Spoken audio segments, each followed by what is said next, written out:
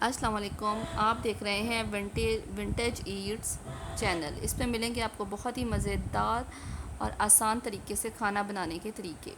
آج ہم بنا رہے ہیں بنانا اسمودھی۔ اس میں ہم نے شامل کیے ہیں 2 کیلے، کھجوریں، بادام، کشمش اور الائچی پاؤڈر۔ اور اس کو بنانے کا طریقہ یہ ہے، چینی نہیں اس میں ڈلے گی، اس میں چینی کی جگہ پہ مٹھاس کے لیے ہم ڈالیں گے کشمش۔ پہلے جگ میں دودھ ڈالیں۔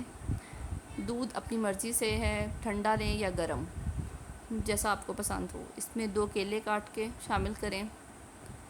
یہ بہت ہی انرجی ڈرنک ہے، بچوں کے لیے بھی اور بڑوں کے لیے بھی، آپ ضرور بنائیں۔ پھر اس میں ڈالیں کشمش، بادام اور ساتھ ہی اس میں ڈالیں کھجوریں، اور میٹھے کے لیے اس میں کشمش ڈال دیں، اور کشمش سے بھی میٹھا ہو جائے گا اور اس کے اندر کوجا مشری بھی جائے گی، چینی ایڈ نہیں کرنی اس میں۔ اب انہیں اچھی طرح بلینڈ کریں اور 1 چٹکی اس میں الائچی پاؤڈر شامل کریں۔ اسے اچھے سے بلینڈ کریں تاکہ سب چیزیں اچھے سے مکس ہو جائیں۔